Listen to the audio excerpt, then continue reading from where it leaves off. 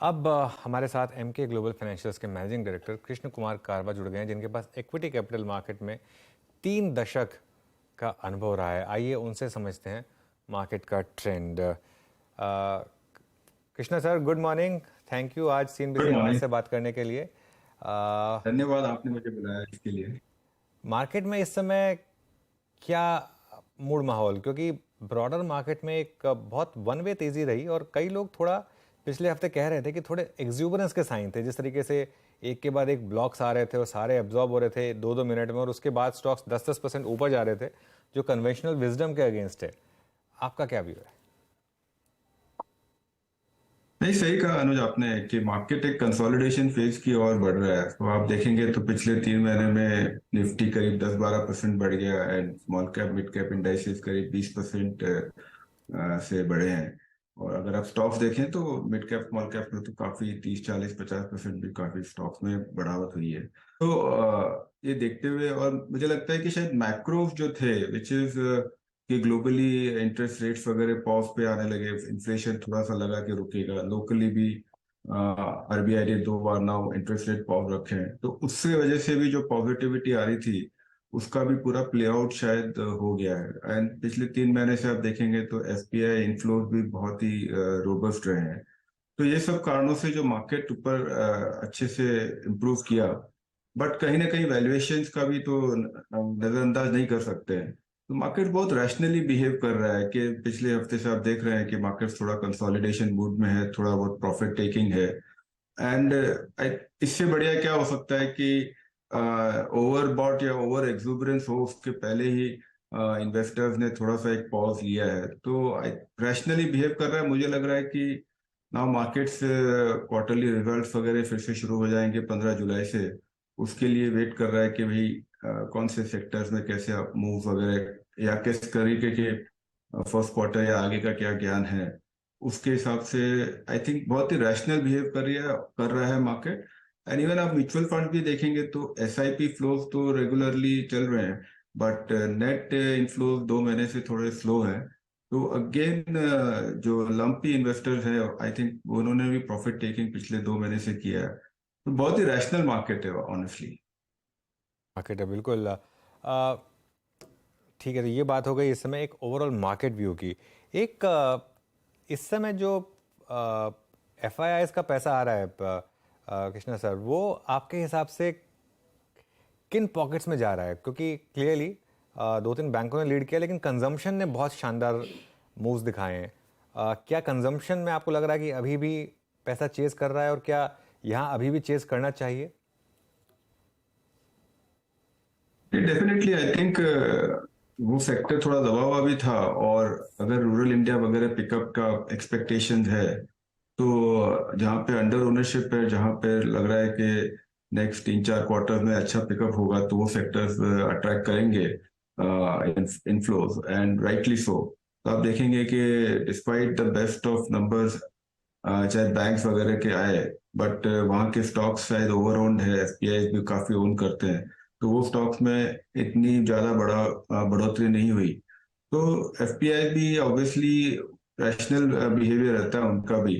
And जहां पे उनको अंडर ओनरशिप दिख रहा है उस हिसाब से, या अंडर ओनरशिप है या जहां पे ग्रोथ बेटर है, तो वहां पे उनका इन्वेस्टमेंट ज्यादा रहा है। ओके। कहा सर, एक और चीज़ है। अब आते हैं एक ऐसे स्पेस पे, अभी तक अनुज ने जो प्रश्न पूछे मार्केट के स्ट्रक्चर पे और एफआईएस का पैसा किसको चेस कर रहा है, अब उस चीज़ पर आते हैं जिसने परफॉर्म नहीं किया या फिर उसके लिए पर्याप्त स्थिति नहीं थी। आई मीन, आप समझ गए होंगे मेरा प्रश्न केंद्रित है आईटी की तरफ। डायरेक्टर साहब, एक बार जरा प्लीज 6 मंथ चार्ट रखिएगा, निफ्टी आईटी वर्सेस निफ्टी। हमने ऑलमोस्ट ट्रैजेक्टरी छू ली सर एक बार, लेकिन निफ्टी आईटी मई 2022 से लेकर अब तक इसी ट्रैजेक्टरी में है। आप लोग इस वक्त ठीक क्वार्टरली अर्निंग्स स्टार्ट होने से पहले क्या व्यू रख रहे हैं आईटी पे, कंप्लीट व्यू? और अगर बाइसेक्ट करके सर बिटवीन लार्ज कैप और मिड कैप आईटी, अगर आपका कोई व्यू हो तो प्लीज शेयर कीजिएगा। देखिए, जो यूएस रिसेशन वगैरह होगा उसका जो फेयर था, राइटली आईटी कंपनीज के लास्ट 12 महीने से अंडर परफॉर्मेंस रहा है। कुछ वैल्यूएशन भी उसके पहले थोड़े अत्याधिक हो गए थे, तो दोनों ही प्ले आउट कर गया है। अभी रैशनल बिहेवियर है as far as IT companies are concern.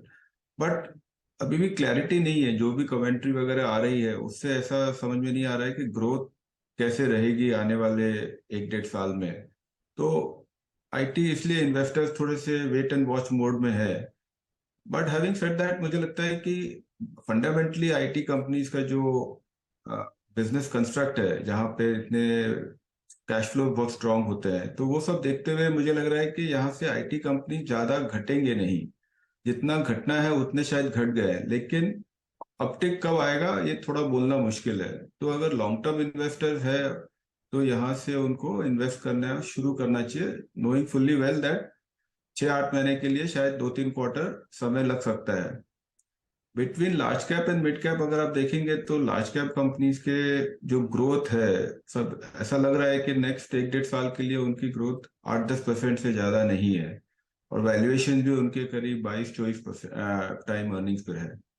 जबकि मिड कैप कंपनी, हर एक कंपनी की अलग अलग स्ट्रेंथ वगैरह होती है, बट जनरली उनकी ग्रोथ प्रोस्पेक्ट्स मुझे लग रहा है काफी ज्यादा बेटर है।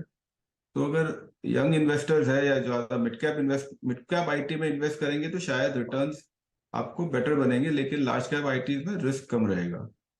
तो ऑनेस्टली स्पीकिंग, कॉन्ट्रा इन्वेस्टर है जो वैल्यू देख रहा है, तो शायद समय आ रहा है उसमें इन्वेस्ट करने के लिए, फुल्ली नोइंग फुल्ली वेल के रिटर्न्स थोड़े बैक एंडेड हो सकते हैं। ओके, ये एक आईटी पे इन्वेस्टिंग पर्सपेक्टिव से कावा सर का व्यू है। और लार्ज कैप आईटी में याद रखिएगा रिस्क फिर भी थोड़ा सा कम है, और जब आप not exactly for short term perspective, जब मीडियम से लॉन्गर टर्म पर्सपेक्टिव के लिए यहाँ पर आईटी को बाय करें। अच्छा सर, अब आते हैं कुछ ऐसे स्पेसिस पे जहाँ पे बहुत अच्छा स्विंग मिल चुका है हमको, मतलब after specially that rate pause. NBFCs, B2 को देख लीजिए आप, सारी की सारी, अगर मैं गोल्ड फाइनेंस कंपनी को छोड़ दूं सिर्फ, तो HFCs काफ़ी अच्छी चली, B2 काफ़ी अच्छा चले, M&M फाइनेंस को देखिए। सर यहाँ पे अगर आप एक बहुत अच्छा पैसा बना चुके हैं विद इन आई थिंक 3 से 4 महीने के अंतराल में, तो मीडियम टर्म प्रोस्पेक्टिव से क्या करना चाहिए? क्या ये एक उचित वक्त है अपने प्रॉफिट्स को कैश में कन्वर्ट करने का, या फिर अभी होल्ड करें इनको? मुझे लगता है कि एनबीएफसीज के लिए अभी भी टेलविंड बहुत स्ट्रांग है। नो डाउट, आपने जो कहा कि पिछले 3-4 महीनों में मूवमेंट अच्छा बढ़ोतरी हुई है शेयर के दामों में, बट आप अगर देखेंगे तो एक तो क्रेडिट साइकिल उनके फेवर में है, क्रेडिट कॉस्ट साइकिल, तो उनकी बैलेंस शीट सब स्ट्रांग है एंड बिजनेस ग्रोथ भी अच्छा रहेगा। और राइजिंग इंटरेस्ट रेट एनवायरनमेंट में उनकी ability to pass on the rising interest cost is much more better than the banks. तो मुझे लगता है कि एनबीएफसीज, और कुछ एनबीएफसीज में कुछ अलग अलग ओवरहैंग भी था, तो वो भी सब क्लियर हो गया है। तो जो and some of the corporate owned NBFCs उनके जो क्लीन अप होना था और उसमें जो ग्रोथ ड्राइवर्स है वो भी सब सेट हो गए हैं। तो मुझे लगता है कि 4-5 एनबीएफसीज जो ब्रॉड बेस्ड है और कॉर्पोरेट ओन्ड है, वहां पर अभी भी इन्वेस्टेड रहना चाहिए, बल्कि मैं तो कहूंगा कि नया इन्वेस्टमेंट करने की सोचनी चाहिए। तो एनबीएफसी में अभी भी पॉजिटिविटी रहना है, मुझे लगता है कि अभी भी इन्वेस्टर बने रहे, इन्वेस्टर्स अभी भी बने रहे। एक स्पेस जहां पर एक शानदार कमबैक आया है कृष्णा सर, वो है फार्मास्यूटिकल्स। फार्मा ही नहीं, पूरा डायग्नोस्टिक्स, हॉस्पिटल्स, ये सारे के सारे स्टॉक्स में एक शानदार मोमेंटम है। क्या ये एक प्योर वैल्यूएशन कैचअप है या कुछ और है यहाँ पर? नहीं, मुझे लगता है कि as far as US is concern, वहां पे आप देखेंगे तो जेनरिक फार्मा, वो जेनरिक्स वगैरह के जो प्राइसिंग वगैरह वहां पर जो हर साल जिस हिसाब से दाम घटते हैं, तो वहां पे थोड़ी रुकावट आई है। एंड काफी pharma companies high input prices वगैरह से स्ट्रगल कर रही थी, तो वो भी पॉजिटिव हुआ है। तो ओवरऑल फार्मा स्पेस पिछले 18 महीने से वैसे भी स्टॉक प्राइसेस काफी अट्रैक्टिव हो गए थे। तो एक तो वैल्यूएशंस आपके फेवर में आ गए, प्लस बिजनेस फंडामेंटल्स में भी पॉजिटिविटी आई है। उसकी वजह से आप देख रहे हैं कि कुछ स्टॉक्स है जो फार्मा में बेटर किए हैं। क्रैम्स में भी जो बीच में जो इनपुट प्राइसेस वगैरह बढ़ने की वजह से जो कुछ स्टॉक्स वगैरह घटे थे, तो वो भी जो फार्मा से फोकस क्रैम्स है उनमें भी अभी आने वाले क्वार्टर्स में आपको काफी पॉजिटिविटी दिखेगी। तो ओवरऑल ये सेक्टर थोड़ा प्रेशर में भी था, और वो भी वैल्यूएशन में भी फेवर में आ गया, और बिजनेस एनवायरनमेंट भी उनके लिए बेटर होते जा रहा है। जो डोमेस्टिक फोकस फार्मा कंपनीज है, उनके लिए तो वैसे भी बिजनेस स्टेबल है, तो वहां पे तो ठीक है, पॉजिटिव है ही। But I think US focus जो बिजनेसेस में जो प्रेशर था वो थोड़ा सा कम हो रहा है, और उसकी वजह से थोड़ा अपटिक बना हुआ है। अच्छा सर, ये अभी फार्मा का ही जिक्र हुआ, तो फार्मा में सबसे अच्छा मूव, मतलब मैं इस पूरे सेक्टर को इंक्लूड कर रहा हूँ जिसमें डायग्नोस्टिक ने पिछले 1 महीने में अच्छा मूव दिया है, बट ये जो हॉस्पिटल स्टॉक्स थे सर, वो तो सारे के सारे ऑल टाइम हाई पे थे। लुक एट अपोलो, अपोलो मेरे ख्याल से अपने ऑल टाइम हाई से करीब 5-7% नीचे था, but look at max, look at Fortis, अच्छा मूव दिया यहाँ पे इन्होंने। इनको अभी होल्ड रखें, और अभी इनके और कितना चलने की गुंजाइश नजर आ रही है आपको? मुझे थोड़ा सा वो सेक्टर ओवर वैल्यूड लग रहा है। तो आप हॉस्पिटल्स का अगर कहेंगे तो मुझे लग रहा है कि जितने भी आप रिटर्न रेशियोज वगैरह देखेंगे तो सब पैरामीटर्स में हॉस्पिटल स्टॉक्स काफी ओवर वैल्यूड है। तो आई वुड, मेरा रिकमेंडेशन तो ये रहेगा कि वहां पे थोड़ा प्रॉफिट टेकिंग अगर इन्वेस्टर्स करें तो उनके लिए लाभदायक होगा। अच्छा, कृष्णा सर, एक जरा व्यू दीजिए इस समय जो मैक्रो सिचुएशन है, ग्लोबल और इंडियन दोनों, उसके हिसाब से हम कहाँ खड़े हैं आपके हिसाब से? क्या सिस्टम में मान के चलें कि रेट कट्स होंगे? डॉलर को लेकर आपका क्या व्यू बन रहा है इस समय? ये जो मैक्रो फैक्टर्स हैं, ये आगे जाकर क्या हेडविंड बनेंगे या टेलविंड बनेंगे मार्केट के लिए? एज फार एज इंडिया, जैसे लोकल फैक्टर्स देखे हैं, जो डोमेस्टिक फैक्टर्स है, उसके बेसिस पे तो लग रहा है कि अपने आरबीआई ने जितने जो भी उनके मूव्स है या जो भी उनकी कथनी है, उसके हिसाब से इन्फ्लेशन पे फोकस्ड है जरूर। बट वो ये भी समझते हैं कि इंटरेस्ट रेट्स वगैरह दो दो दो पॉलिसी से आई थिंक उन्होंने पॉज पे रखा है, तो शायद नेक्स्ट 6 महीने के लिए इंटरेस्ट रेट घटेंगे नहीं, बट लेकिन बढ़ने की भी संभावनाएं नहीं है। तो वो बहुत एक बड़ा पॉजिटिव है as far as interest rates are concern. दूसरा, इन्फ्लेशन भी लग रहा है कि कंट्रोल में आ रहा है। तो लोकल जो फैक्टर्स है ना, एक ही फैक्टर है कि अपने मॉनसून वगैरह किस हिसाब से पैन आउट होते हैं, उससे क्या रूरल इंडिया पे इम्पैक्ट हो सकता है।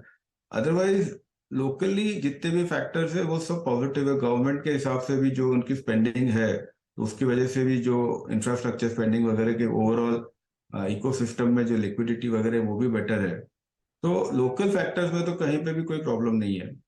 जो चैलेंजेस आपको आ सकता है वो ओवरसीज से आ सकता है, कि वहां पर अभी भी क्लैरिटी नहीं है यूएस में कि इंटरेस्ट रेट पीक हो गए हैं या थोड़ा सा और वहां पर इंटरेस्ट रेट बढ़ने की संभावना है। दूसरा, वहां पर कमर्शियल रियल एस्टेट में काफी नेगेटिविटी है। तो वो अपने मार्च में देखे थे कि वहां पे जो रीजनल बैंक्स में इश्यू हुए, आई थिंक नेक्स्ट 6 महीने में बोल रहे हैं कि कमर्शियल रियल एस्टेट को लेके वहां पे काफी रिस्क है सिस्टम में। तो वो कैसे पैन आउट होगा पता नहीं, बट मुझे लगता है कि आ, हर समय कुछ ना कुछ ग्लोबल मैक्रोस तो नेगेटिव पॉजिटिव चलते रहते हैं। इन्वेस्टर्स के लिए वही बेहतर होगा कि वो अपने इंडिविजुअल स्टॉक्स पे फोकस करें, उसके फंडामेंटल्स को ध्यान में रखें और उसके हिसाब से अपना सौदा करते रहे। नहीं तो आप मार्च में तो इतने ब्लड ऑन द स्ट्रीट था, फंडामेंटल्स तो स्टॉक्स के वही थे, और आज अपने 20% ऊपर है इंडेक्स पे। It's better to focus on individual stocks, जबकि ग्लोबल मैक्रोस को ध्यान में रखिए, वह ज्यादा सौदा मत कीजिए। चलिए कृष्णा सर, शुक्रिया जुड़ने के लिए आज हमारे साथ और बात करने के लिए। धन्यवाद, थैंक यू वेरी मच, आपने मुझे